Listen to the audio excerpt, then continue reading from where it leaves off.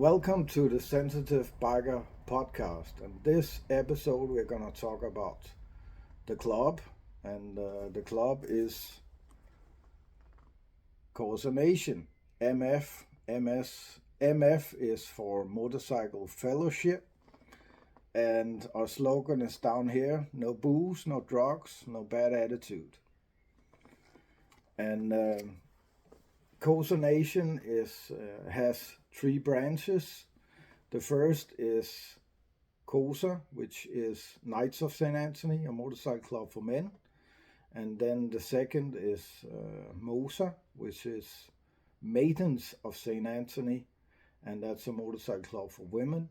Then we have KOSA Crew, which is a youth thing for young people that are hanging out with the wrong crowd or have some kind of abuse at home or issues with alcohol and drugs, which need some adult guidance or some of that kind. And together, those three are KOSA Nation MF Motorcycle Fellowship. And the club is a spiritual club. It's based on the principles of the 12-step program. And most of our members are former addicts or former gang members. And we help each other when the life gets a little difficult. We know we can't do it on our own. So we need each other to be clean or just for understanding. It's good to be around people that understand what you've been through. And I can talk to other people about how it's like to be tortured, because that's a part of my story. But if the person I'm talking to doesn't know or hasn't experienced any of the things I've been through, well, they can maybe feel sympathy for me, but they can never understand it fully because they hadn't experienced that on their own body. So they cannot fathom what I had to go through to get past it and move on with my life. But there are a lot of members in my club that has been through similar things, and things with addiction and violence in the home, gangs, whatever. So therefore, they understand me. I don't have to tell them every detail every time we talk together. They know where I'm coming from. And that gives us a special bond, which is very important. We, as people, we need to be in some kind of group. We need recognition and we need to be around other people. We are social creatures, so that is very important. And it doesn't matter if it's a motorcycle club or a golf club or a knitting club. It doesn't matter, as long as you have people to associate with and share your views and values and move on in life. So that's important. And our fellowship is a family fellowship. We have many couples here, men and women, and they bring their kids too, because family is important. In our club, it's not like the club is the most important thing in life. You need to take care of yourself first. You need to take care of your recovery, because if you're not in recovery, then you can't take care of your family, and you can't, we'll just do it over again. If you're not in recovery, you can't take care of your job, and if you can't take care of your job, you can't take care of your family, and if you can't take care of your family, you can't help your brothers in the club. The fellowship. So the fellowship can never come first. And the person is the most important thing, is you. And if you have a bad day or you just don't want to be with other people, then you can say, I'm not coming to this meeting today. And you don't have to come with any excuses or explain yourself. It's just okay, because we know how it is. Job and family, and your recovery comes before the fellowship. And we also have meetings in our fellowship, and it's kind of similar from the 12-step meetings. It's not the same, and we tell our members that this is not a substitute for the 12-step program. This is a bonus. So we tell our members, keep going to your meetings in whatever fellowship you're in, or whatever recovery route you chose, and of course join the meetings in our fellowship. And like the meetings in the 12-step program, we also have text we read about the club. We have a text that we call an introduction to our club, and we have a letter to newcomers, like prospects or hang-arounds. And then we have our traditions. And our traditions are very important, because our traditions are what we do when we are together. So we wrote it all down so we don't stray from our path and our beliefs. So we have our foundation pure and strong. Because I've seen a lot of other clean and sober clubs through the years with good intentions. And what happened is that they started out right, but hanging out with other clubs and other people, then we don't have to go to meetings together anymore. And okay, we can sell beers at our clubhouse just for our guests, of course, not for our members. And then one day suddenly they're a supporter club for 1% club, and everything falls apart. You can't be a recovery club after that, because there's no recovery in it. I don't mind the 1% lifestyle, but it's not for me, and it's not for KOSA Nation. We chose a different route. That's why we have 99%. But we have no issues with 1%ers at all. And some of our members are from that community and those clubs. So we know how it is. And we do our thing, they do their things. So, yeah. You do what you want in life, and this is the route we chose. But the best way of understanding the club is actually listening to the text that we read at our meetings. So I think that I'm gonna read the text today, and then we'll see how much time we have left.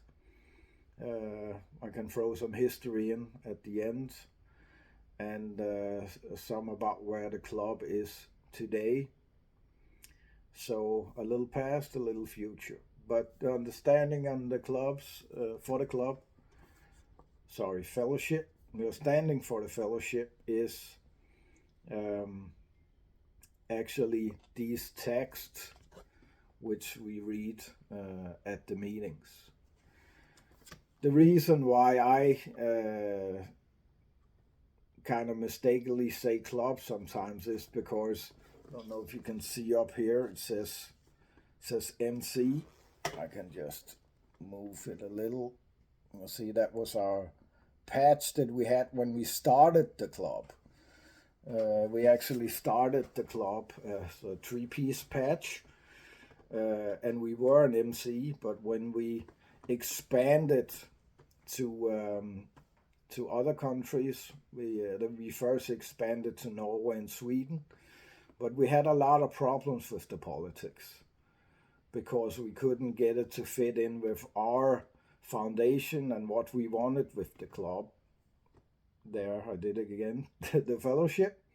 So, but it was a club back then, and we had to change because we didn't want to stray, like I talked about the other clubs I experienced that stopped being a clean and sober club, and we didn't want to go that route. So we decided we have to go as a one piece patch.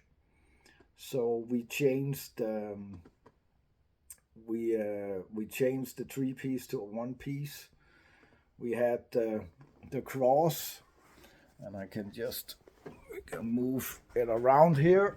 You can see this is actually the KOSA and the MOSA patch today. We just put text inside the cross and make the cross bigger. So we still have the name, but it's 1 piece. And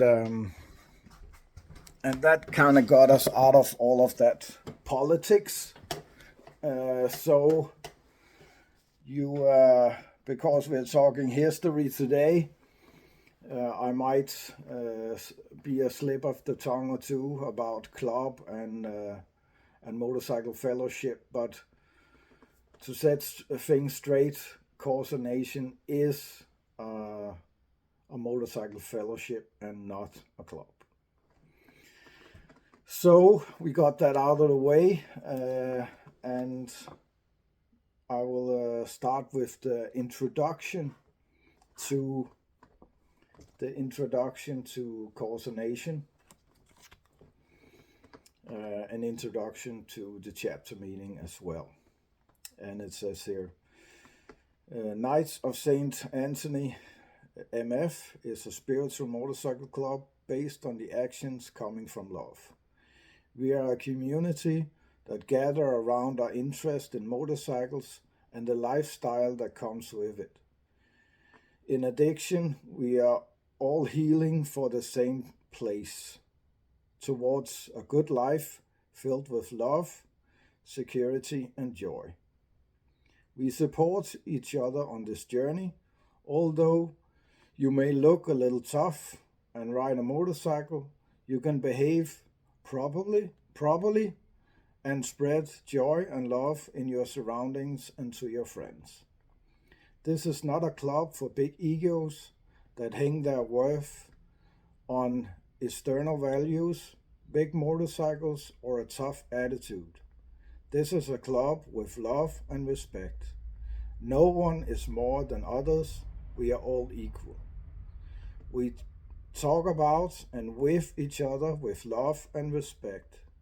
We respect each other's boundaries, and if you're in doubt about others, then hold back. KOSA respects all people, regardless of skin color, religion, gender, or sexual orientation. Beliefs.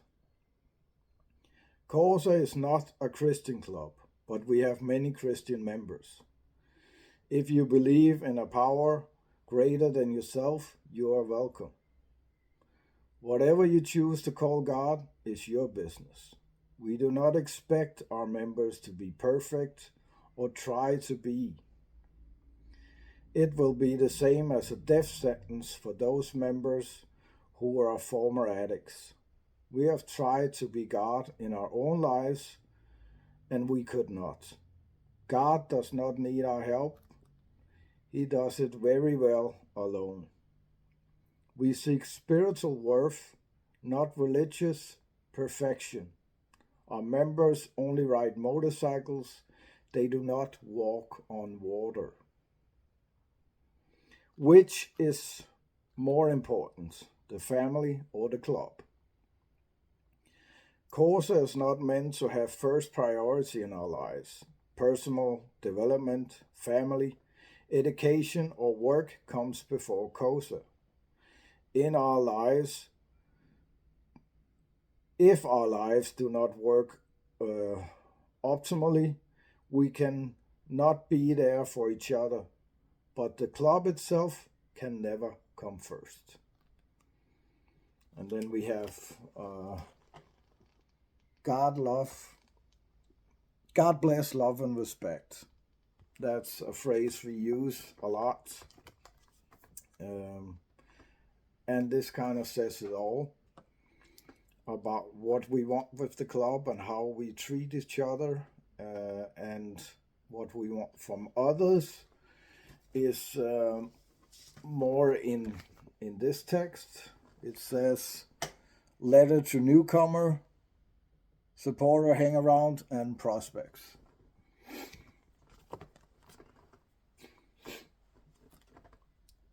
What we expect from you and what you can expect from us. Do not ask what you can do, what the club can do for you, but what you can do for the club. What you give, you will get back tenfold. We do not ask you to do things for us, but to do things with us. Be helpful. If a member gets up to do something, lend a hand so we can see that you are helpful. It is our experience that if people are not helpful as a prospect, they are not at all when they become a full patch member. We are not interested in hearing about what you've done. We will see what you do. Everyone can tell stories, but that doesn't impress us. This is not a club for big egos. So if you had come here to play with your muscles, control, and manipulate, you may well think again. Only humility gives respect in this club. And this is written back when we still was a motorcycle club. Being a prospect in KOSA is not a lot of tasks to be done, but rather a time period where we can get to know each other, where you can see if KOSA is something for you, and we can see if you fit in. However, we expect you to add something to the fellowship. If only it's your good mood. Humility, love, and care is keywords in this content. If there's something you do not understand or are unhappy with, go to your sponsor or president. If you do not have time, if he does not have time or is available, go to the vice president. Do not ask, do not talk to other prospects or hang around. This will just create unrest, drama, and at the same time put yourself in a bad light. The trial period is minimum a year. This period can be longer and in very specific cases shorter. During the course of the period, you will be informed about where you may see to change behavior or adjust your status in general. Raise and praise. God bless, love, and respect. And then the last text that we read before we have our meetings is the KOSA traditions. And it also says here how we act when we are together and how the meetings, how to proceed in the meetings. So new people that join us or guests, they know how things are done. KOSA Nation's traditions. KOSA Nation is a spiritual club based on the principles of the 12-step program. AA has been successful for generations because they hold on to their traditions. Therefore, it is important that we at KOSA also stick to our traditions and protect our values if further generations is to enjoy our community. We pray together before we eat together. Before we ride together, we stand in a circle, holding hands, and we say the Serenity Prayer. If we are several nationalities together, we say the Serenity Prayer in all languages present. When we are together as a community, and that means when we are wearing colors, we hold fellowship meetings. After the fellowship meetings, we say the Serenity Prayer in the same way as when we ride together. We call it fellowship meetings because our members are spread across different 12-step programs. The fellowship meetings take place like this. We stand in a circle or around a table and start with reading our 3 texts: the introductions, the letter to the prospects, and the traditions. Then we tell how we feel, what has happened since the last meeting, good or bad. If we are not in the mood to share, we can skip. During the sharing round, we do not interrupt, we don't comment, and we do not give advice. We remind each other that we are here to share faith, hope, and experience, and strength. If you have questions or there's something you're curious about, you wait until the meeting is over. Everyone participates in the meeting, and when the first one has started sharing, we go clockwise until everyone has shared. For the most part, when we are on a trip or go together, we hold fellowship meetings every day. If there's a AA or NA or other 12-step meeting nearby, we always go to meetings locally.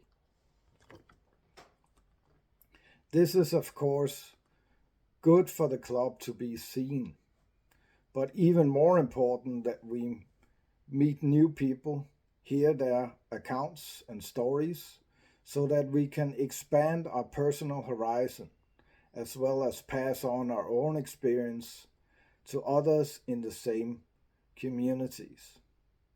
Maybe one of us holds the keys to someone else's prison, sitting with the words needed to keep another person clean and sober for one more day. We take care of each other. When we are together, we never go alone, always at least 2, so we can support and protect our brothers and sisters. This is, of course, for our safety, but also for the people do not withdraw from the fellowship or feel left out. The fact that we know psychologically and can physically see that you are not alone has a great psychological effect on both body and soul. If members feel sad, bad, or are tempted to relapse, it is always good to have a loving family member nearby. KOSA's primary purpose is not to be a community. Let's try that again.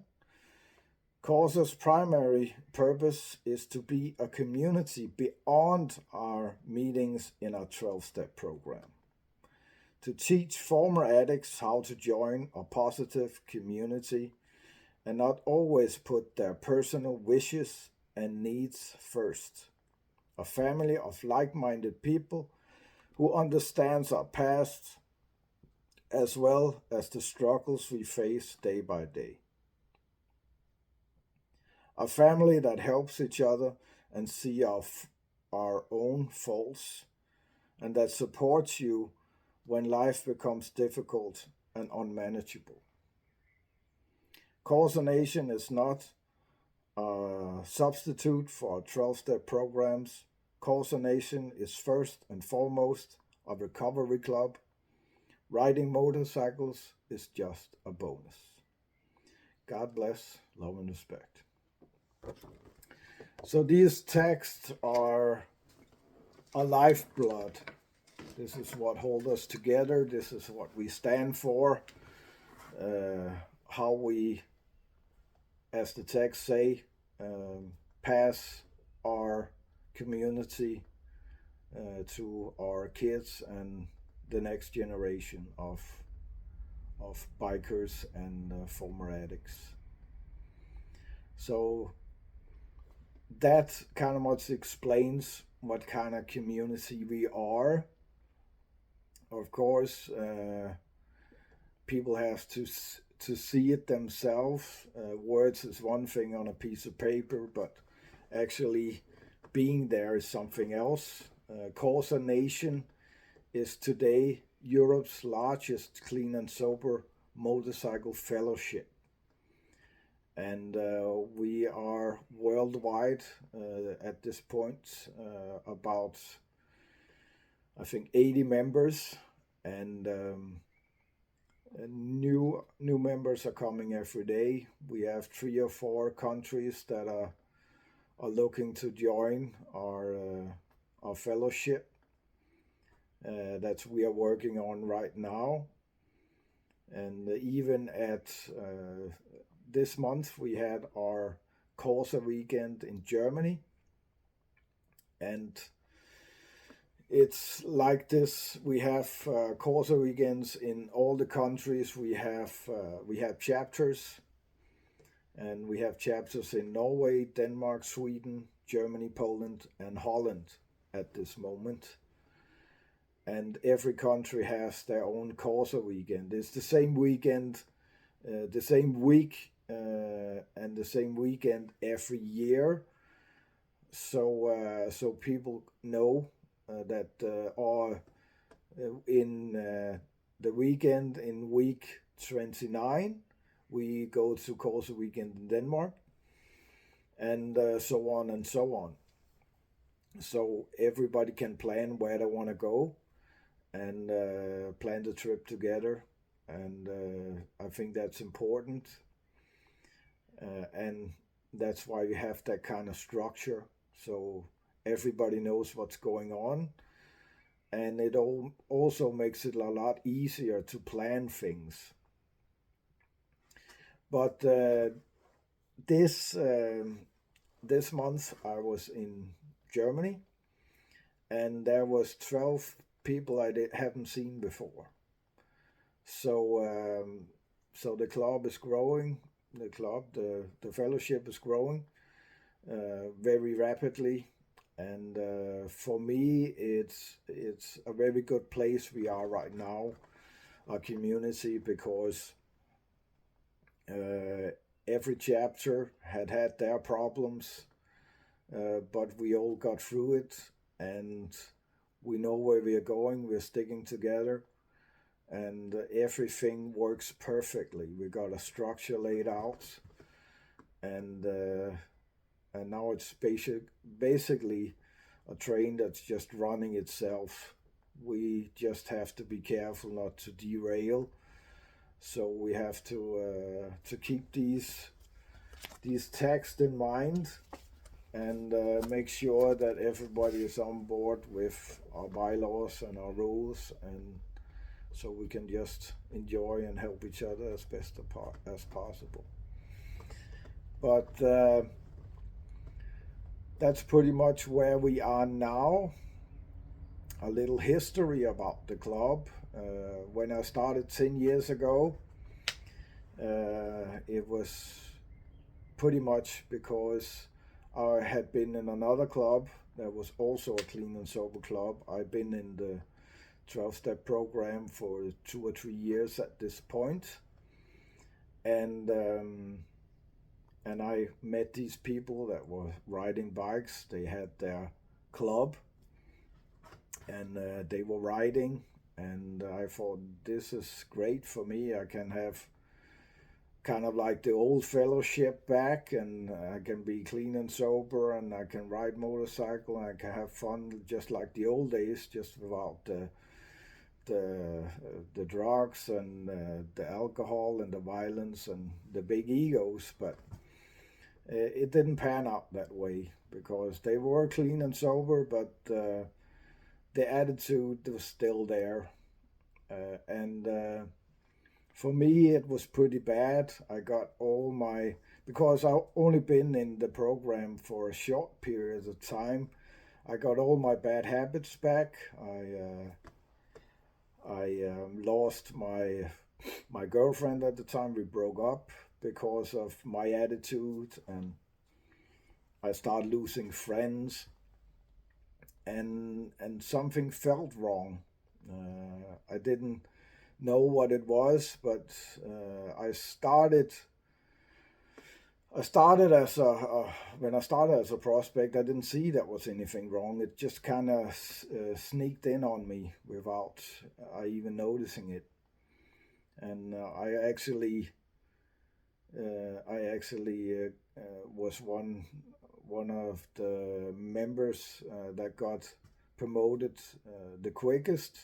I got from prospect to full patch member, and to sergeant at arms for my own chapter. We started a second chapter in Denmark, and that happened in under a year. Because the rules were pretty much 1% rules. Not much was changed. The club had been started by 1%ers, and they acted accordingly. But as time went by, I pretty much realized that I was sitting in a chapter at that time with about 20. We had 20 members, and I was the only one that was going to meetings. So what happened was that we stopped holding meetings together, and people actually was talking about selling beers in the clubhouse for our guests from other clubs. So that was the start of everything going real bad. And I realized it, and I objected, but it only made it worse for me, because I was forced to, at that time I was vice president, and I was forced to step back to sergeant at arms again, because I didn't like the way our chapter was heading. And I even have to step back one more time and just be a member. And when I was a member, they threw out two of our other members because they had a relapse, instead of helping them. And about a year later, one of the guys that was in my chapter, that he actually died in an automobile accident. So at that point, I said, this is nothing I can be a part of. I can't. This is not the way I want to do things. So there were some things going on. I don't want to go into any details, but I left, and after a while being angry and wanting to sell my motorcycle, one of my friends, I met him at church, and I was kind of talking to him about all the kinds of bad shit I was been through with clubs and all that, and I actually tried to get into a Christian motorcycle club at that time, but since they found out that I didn't have a Harley, they stopped returning my calls. And another Christian motorcycle club, they had so many rules that basically you had to get okayed 3 or 4 times, and you had to know the Bible forwards and backwards, and I don't know what else. And it wasn't anything for me. I believe in God, but the Bible is just a book for me. I don't believe in religion. But I thought that my salvation would be a Christian motorcycle club or fellowship, because I thought maybe they would be more more nice and greater to be around. So that was kind of what I was seeking, and I was talking to my friend at this after a sermon on a Sunday, and I was bitching about all the things that was bugging me about other clubs and the club I left. And he said to me that, Thomas, why don't you make your own club? And that kind of did something to me, and especially when he said that if I have a bike, so I can be a member. And I went home and I started writing some bylaws down, and I made the patches, and I found the name. Back then, there was these. I was looking for the name on the internet. I wanted the club to be named Lost Souls, but at that time there was 2 different clubs in America with the same name, so I kind of got away from that one. But when I was searching on Google, they keep coming up this Saint Anthony guy, and I looked into it, and he was patron saint of lost souls and lost things. I thought maybe that would be a good idea. So I started looking into that, and at that time, the TV series Sons of Anarchy was at the highest peak. So Sons of Saint Anthony was out of the question. Obvious reasons, of course. And then I thought, okay, Saint Anthony and Knights, and well, who hadn't played a knight when he was a child? At least many of my generation has. So I thought, why not? And I actually found out that there was real knights in the Crusades that were named Knights of Saint Anthony. They weren't fighting knights per se. They were protecting the order of Saint Anthony, which were monks that kind of were doctors, and they were getting the sick and wounded people from the battlefield. And these Knights of Saint Anthony, they were protecting these knights or these monks when they were helping these wounded soldiers. So I thought that was even also a good idea. It fit into the narrative of what kind of club I wanted to build, and it was a club back then. And when we started up, I had everything done, the patches, everything is what you see here, and it worked fine for a while.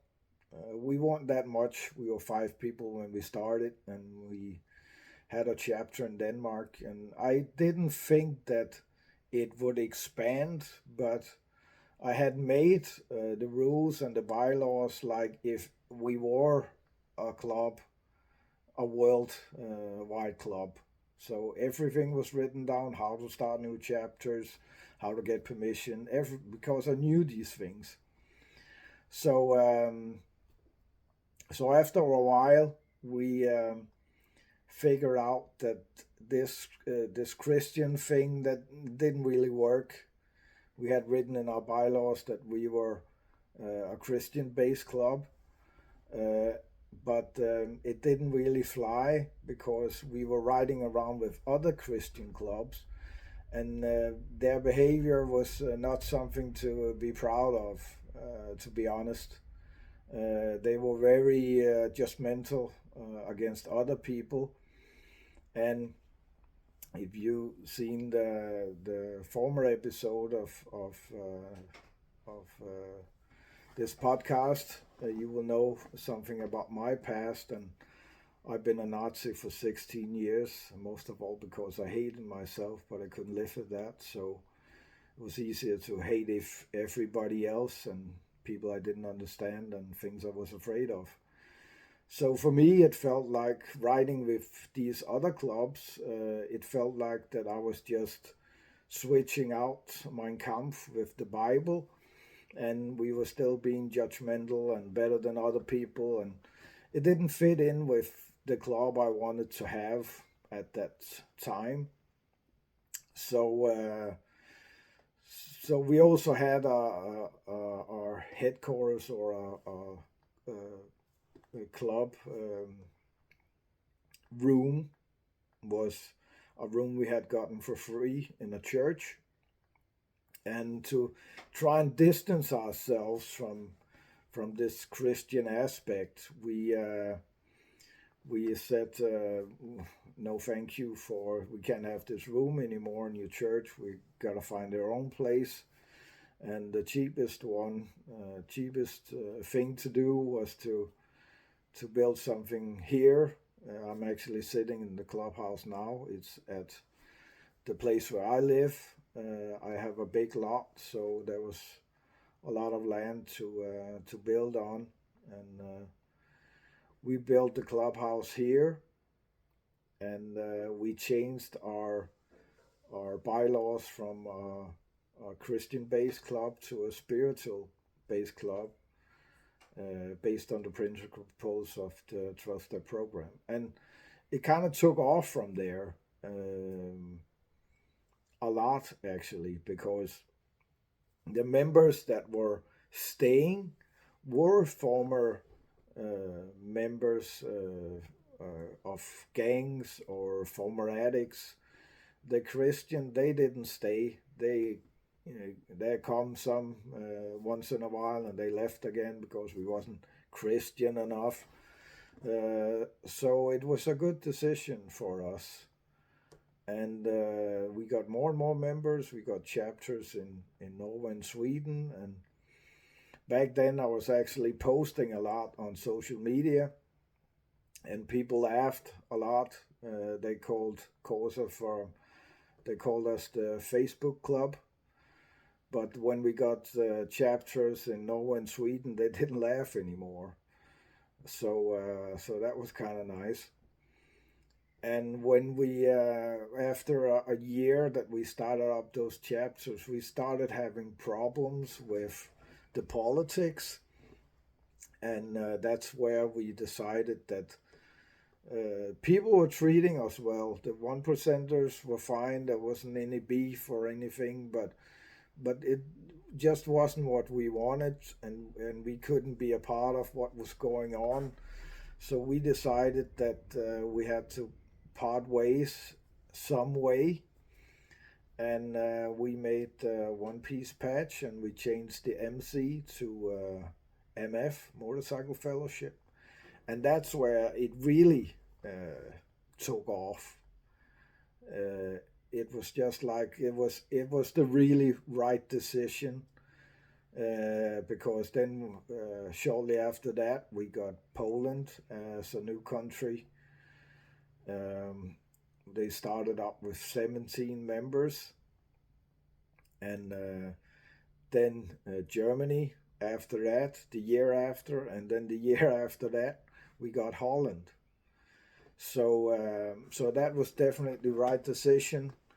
And as I said earlier, now we are Europe's largest clean and sober motorcycle fellowship. and we are growing all the time. So I believe that we will be the world's largest clean and sober motorcycle fellowship by 2030, and that's what we're working on. Um, so that's kind of the history about the club. We started up different places that didn't work. We are getting something started in England again. We did it in, I think, when the club was about 3 years old. We tried to start a chapter there, but it was very hard because of the many 1%ers, 1% club that are there. And we didn't have any problems with the big clubs, the big four, but it was always the smaller clubs that made problems. And when our president got threatened on his life, we decided to close down our chapter in England before they actually threatened us and said that if they saw a patch anywhere, they would. We were basically. They said we're gonna shoot you. So, and that wasn't really the what we were looking for. So we had to close down. But it looks like we'll be able to start something up now. And we also learned a lot over the years, and going through here in September this year, our club is then 10 years old, and that's also a milestone because a lot of clubs don't last over 5 years, and some motorcycle clubs they don't even want to speak to you unless you're existed in over 10 years. So this milestone for us is also to show other clubs that we are here to stay, and we are not just doing this with alternative motive. We are actually what we say we are, and KOSA is gonna stay that way, because there's a lot of clubs that starts up and then they hang around with 1%ers, and then they try and see if they can patch over, because then they don't have to be regular prospects, and there's actually a lot of those clubs. So that is my experience, that there's not a lot of respect around such clubs. So now that people know for sure that we are what we say, and we do what we say, there is some respect around that, and that we have so many members now from different clubs and former clubs and former communities around bikers and stuff like that. It makes things a lot easier for us to expand. So everything is looking good. It is a family-based club, and a lot of our members have their wives and family joining our meetings, and I have a lot of women of our members actually calling me or writing me personally and saying thank you for giving me back my husband. He has changed now. He got this fellowship. So he's more positive. He's not so angry anymore, and that is very important for me, because that shows that what I intended with this club is actually working. It started as a club, and now it's a fellowship. It's a family, worldwide family, which helps so many people on a daily basis. And we have, in the 10 years that we existed, we have one relapse by one member, and we have no members, no former members has gone back to their previous environment, clubs or gangs or whatever. So that is a success story in itself, I think. So I'm very proud of this community that we have built because I cannot take all the credit. I got the idea, but I couldn't have done it without all of my members, which is now my family. It's the family I chose, not the family I was born with. But this is my life now. This is my life, blood, and being able to give some positive things back to the community and other people.